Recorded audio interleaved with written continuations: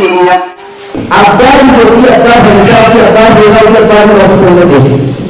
Obboleessi ta'e dhabaati otoo waliin barbaachisuuf abbaa afaan beetii abbaa aadaa beetii abbaa yoo beetii taata yoo taata.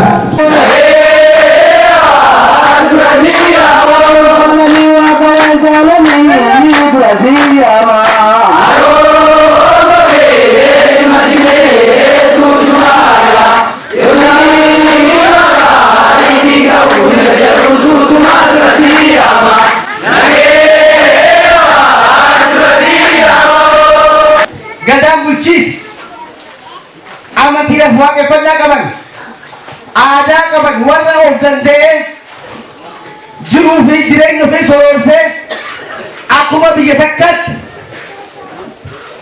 walqira deemee of qajeelchee barumsa ofiitiin jiraachaa ture akka ta'e seenaa fi abbootii keenyaas barreessee jiraachuudha. Amma yeroo booda oduma cabii irraa fi gaatirraa as ka'ee balaan guddaarraa jalaa mudachuudhaan uummanni heerri garaa jalaa cabee galmi jalaa badee qajeelfamni dimokiraasii ta'e sun jalaa badee sagantaa balleessi sagantaa namaatti balleessi sirna namaatti balleessi jechuudha. Kanaafuu har'a gaafadii sun irra ga'ee badii sunillee maaliif isaan mudate jennee balaallee uummanni egaa namni gara garaa dhufee isaan seene akka isaan heera isaaniitiin hin jenne akka amantii isaaniitiin hin hogganan akka aadaa isaanii calaqqisiisan jechuudha kan ta'e jaarmanni kan ta'e waggaa diigame jaarmaa nama jagaluun beekamaadha. Kanaafuu uummanni Oromootillee amantii isaa qabee amantii namaa jala galee aadaa isaa qabee aadaa namaa jala galee heera ittiin bulmaata isaanii kan addunyaa irraa dinqisiifachan dhabanii akka amma ta'an kana ta'uun maal irraa ibalaa tokko isaan mudate.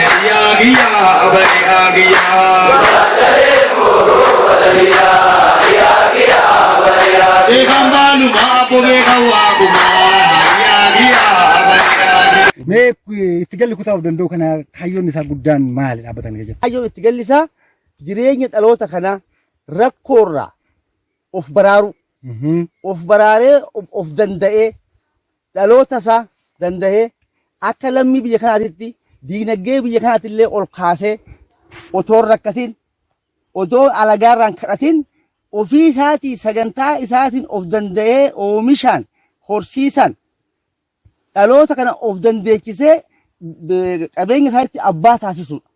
Oomisha qonnaatiinis midhaan nyaatiin of danda'u, horsiisa horii kanaan of danda'u, daldalaanillee akka of danda'u.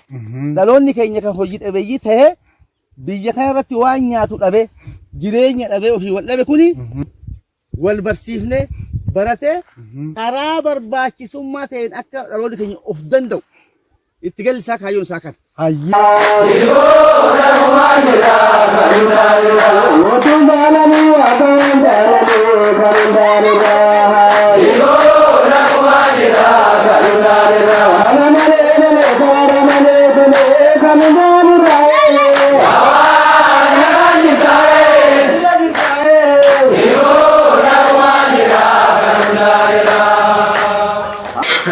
Amma guyyaadhaan miti waan agaru uummanni Oromoo waa hin agarratti hin amanu. Waaqeffataan dhala namaa yookaan uummanni Oromoodha akkamitti ilaalaa waan ilaalchan ilaalchi inni ilma namaatiif qabu Oromoon amantii isaa keessatti illee akka namaatti illee waaqeffataan dhala namaa akkamitti ilaala jennaan addunyaa kana nama shantu jira jeebbe shanan mucaa tokko ulfeetuma mucaan kun nama afur qabaa jedhe shanas argachuudhaaf fakkeenyaaf mucaan kun abbaa qabaa taakka jennaan haadha qaba lama buleecha qaba sadii obboleettii qaba afur isatti yoo shanii jennaan shanan lafa kaayyan suuf kana jechuudha. Abbaatti kan ilma isaa fakkaatu ilmatti hoo jennaan kan abbaa isaa fakkaatu abbaa fi ilma je'ee heeramee jechuudha akka uummata Oromootitti akka heera gadaa Oromoo sanitti. Lammaffaan hoo yakka haadha fi ilma je'ee waa heeru haadhatti kan ilma isiidhaa fakkaatu fakkiinillee ilmatti hoo jennaan ka haadha isaa fakkaattu addunyaan tun guutuun haadha fi ilmaa jee murteecha heerri gadaa Oromoodhaa lafa kaayee jechuudha. Inni sadaffaan yakka obboleessa fi obboleessa je'ee waa heeru kan obboleecha kee fakkaatu wajjin obboleechumaa fi obboleechaa jee beeka heerri warra gadaa Oromoodhaa yookaan akka uummanidhaa jechuun mana Oromootillee. Inni afuraffaan yakka obboleessa fi obboleettii jee waa heeru obboleessatti kan obboleettii isiidhaa fakkaatu obboleettitti yoo kan obboleecha isiidhaa fakkaatu obboleecha fi obboleettidhaa jee murtaadha.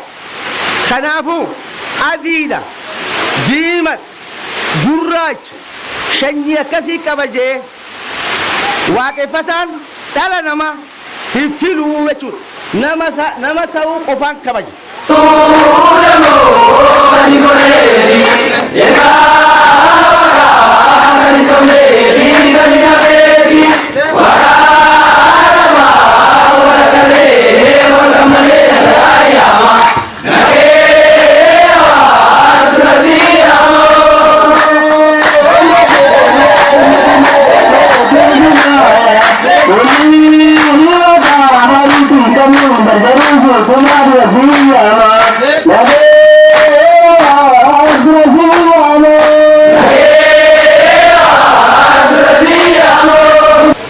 Abbaan ilma isaa akka irraa fayyu miidhaan lafa sana gubbaatti akka hin dhufne dhalli keenya walirraa akka abaaramanii walirraallee fayyuu akka hin dandeenye waan turreef amma akkatti raawwisa kan isin barsiisaa jiru heera abbaa gadaatti insu.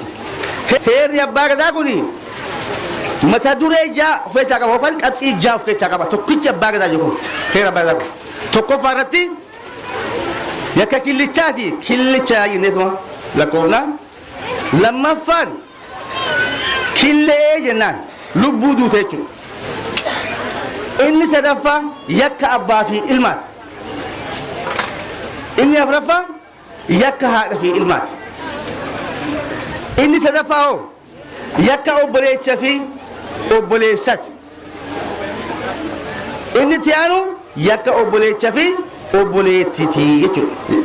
Killicha jechuun killichi kun waa meeqa qaamarraa qabaa namni kan dhaabbatu kun jaan fayyaa qaba jennaan.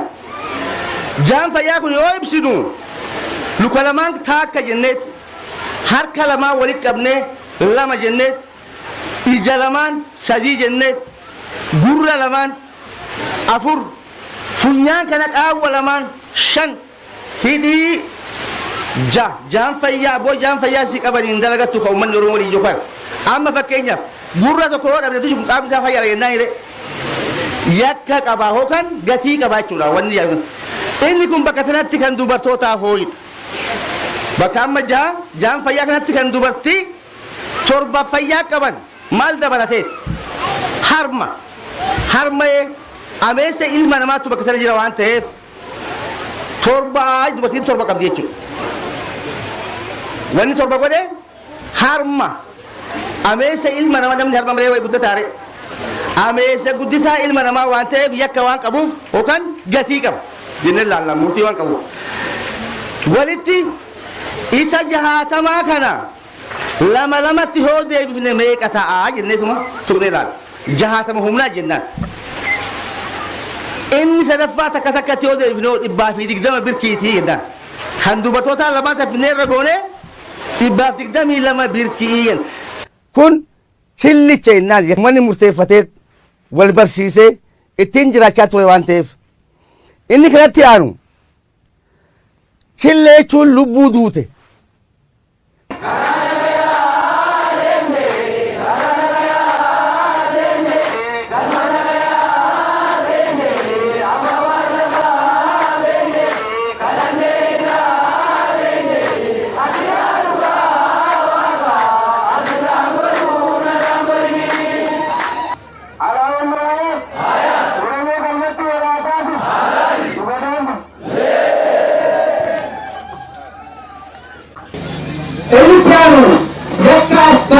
amma bakki mutuulanii amal jiru qaba kana qabeenya keenya tuutaan keenya maatii keenya dargaggoonni shamaran caqasuun fedha sin barbaachisa yakka abbaa fi ilma jechuun abbaan ilma isaatti ni yakkaa yookaan abbaan ilma reenyaan gaarii qaba namni nama qabaadhe nama biyya isaatiin dhalche abbaan ilmatti hin yakku akka murtiin heeraa makaanii akka leeqaban hin yakku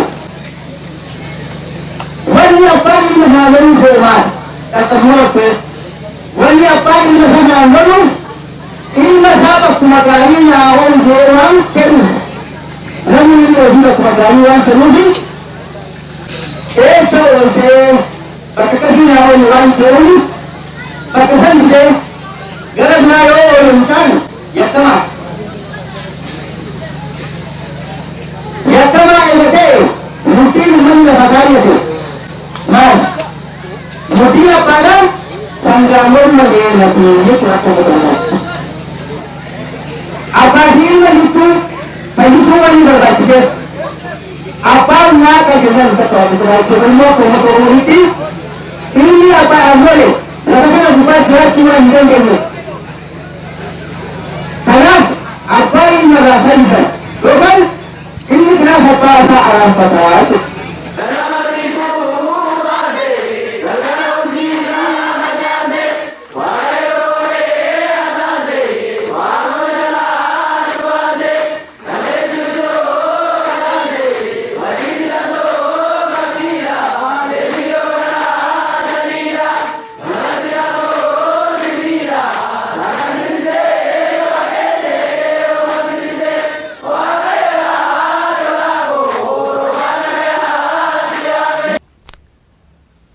yakka haadha fi ilmaa haati yoo ilmatti mufatte ilmi yoo haadha isaa miidhe akkamitti fayyifataa jennee ilaalla. Kana isin barsiisa jechuudha. Fakkeenyaaf haati ilma ofiitiin maaliif loltiidha? Haati gaa ilma ofii garaattuu baattee dhalte waan ta'eef ji'a 9 walqixa garaatti waan baatteef ilma isii kana bakkuma gaarii akka ooluuf waan feetuuf kanaaf loltiin. ilmi immoo lola haadhaa kana isiin bakka gaarii naa oli jetteen loltiin inni bakka fafee maa oolta yoo isiin jetteen kan lolu yoo ta'e yakkamaadha. Yakkamaa ta'e maaliin haadha isaa fayyifataadha ammoo murtiin heeraa maali? Wanni uummanni Oromoodhaa ittiin jiraachaa ture wanni uummanni Oromoodhaa heera gadaa keessa lafa kaayate maali jennee ilaalla. Fakkeenyaaf murtiin haadhaas dhaltii mucha 8ti heerri haadha feeree jechuudha guyyaa isiidhaa kana.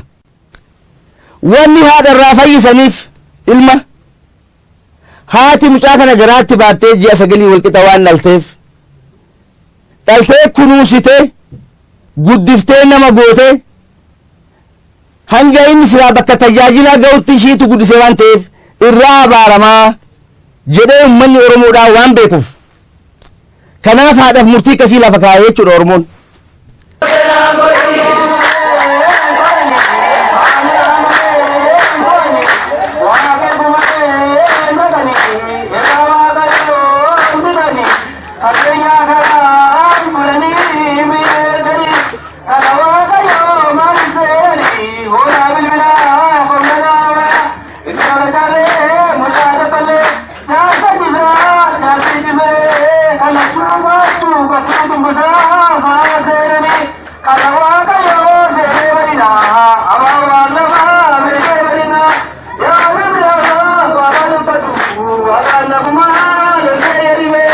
Amantiin kan nama sirreechuu sirna saba tokkoo walqixxummaa saba tokkoo jireenya saba tokkoo kan tiksu amantiin naamusa namaa akka namni kun karaa tokko qajeelee jiraatu kan tiksuudha jechuudha amantii jechuun.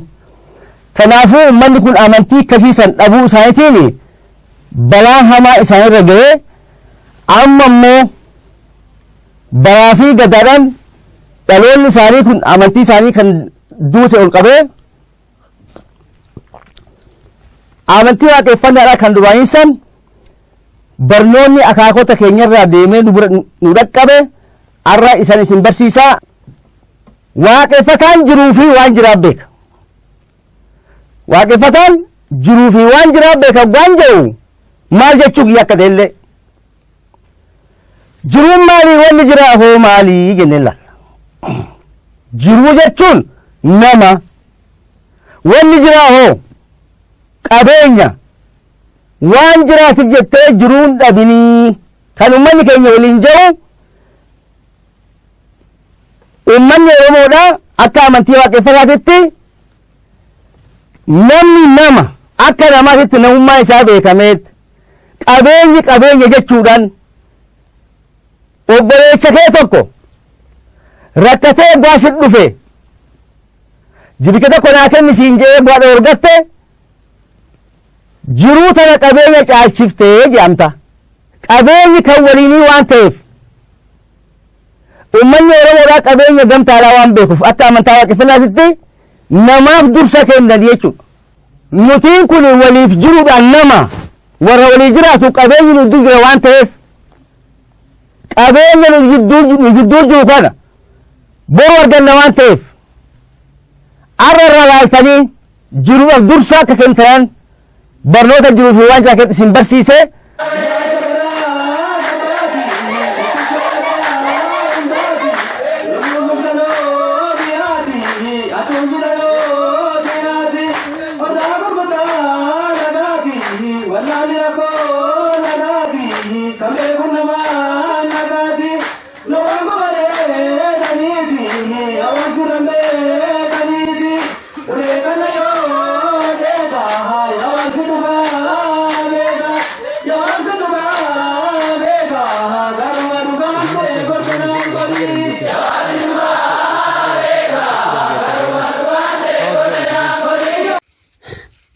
Wani nuti fide waan jireenya dhaloota Oromoo kana. Isallee nama tokko itti hime. Himni sun hima Oromoo guutuu, jireenya Oromoo cufa guutuu kan biyya isaatti abbaa isa godhu. Kan biyya isaatti isa of taasisee wal taasisee abbaa qabeenya isaa taasisu. San dhaloonni isarraa fuudhee galmaangee kun haa galatoomuu jaanii. Inni illee umrii isaa haa turu. Sana keessa dabarree wantoota mudannoodhaan hanga kan dabarte xiqqoodhaa kaa dhuftu guddoo kayyaan saniin kan dabre duuba deebi'uun hin barbaachisu. Amma irra kan misooma akkanaa kana of ta'uu tolgatee bara. Misooma akka xamma keessa ilaallu kana warra of ta'etu waan kana guguu kana buqqaasee kana hojjetee jechuudha.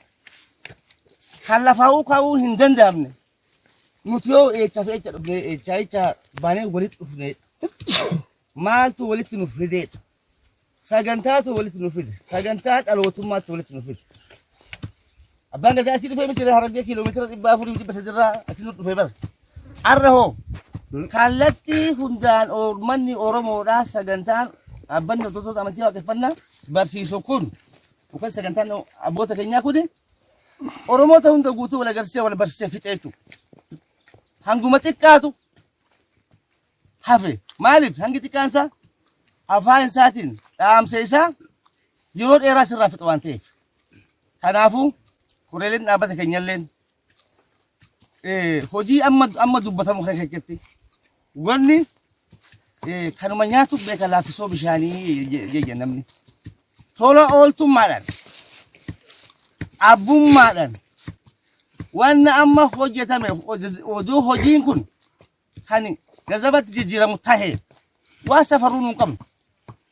Of faarsuu duun ta'in hangi dhugaadhaa waan madaala safaruun hin qabnu madaala addunyaan safartuun hin qabdu hojii kan odoo tokkoon koreen kun miseensoliin dhaabbata keenyaa koree yaa'ii oligaatirraa ka'ee hanga koree galmaatitti wanni hojjetame abbummaadhaan fedhiidhaan jaalalaan kan hojjetamedha.